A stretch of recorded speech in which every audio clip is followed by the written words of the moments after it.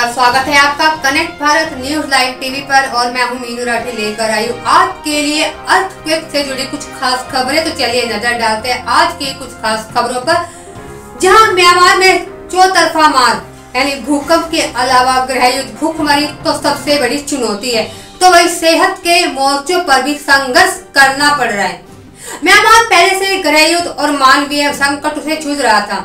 अब एक शक्तिशाली भूकंप ने देश में हालात और बदतर बना दिए। शुक्रवार को आए 7.7 तीव्रता के भूकंप और उसके बाद 6.4 तीव्रता के झटके ने देश के कई इलाकों में भारी तबाही मचाई है। मांडले के पास भूकंप का केंद्र था, जहां से भयंकर नुकसान की तस्वीरें सामने आ रही है।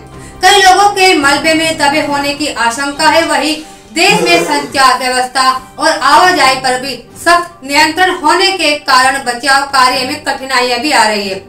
म्यांमार 2021 से संकट में, जब सेना ने आंग सान सू से की गई निर्वाचित सरकार को हटाकर सत्ता पर कब्जा कर लिया था, तो वही शांतिपूर्ण विरोध प्रदर्शन को सेना ने हिंसक तरीके से दबा दिया, जिसके बाद बड़ी संख्या में लोग हथियार उठाने को मजबूर हो गए थे।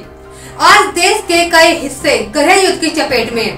म्यांमार में चीन का भी प्रभाव है, जो 2023 के अंत में सीमा पर संगठित अपराध को रोकने की कोशिश में अन्य गतिविधियों का समर्थन करता दिखाई दिया।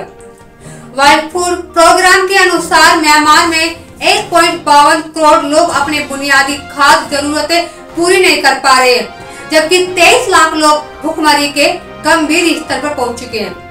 अप्रैल से खाद्य सहायता रोकने की चेतावनी दी गई है, क्योंकि फंड की कमी है।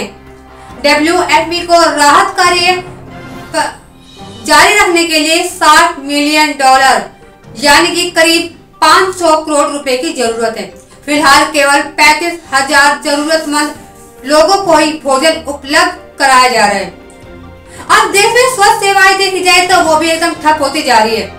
UN मानव अधिकार परिषद के मुताबिक तो टीबी और HIV मरीजों को हफ्ते से दवाई नहीं मिली है। विकलांग बच्चों को पुनर्वास केंद्र से बाहर कर दिया गया है। खाने और पीने की पानी की आपूर्ति में भी कटौती हुई है।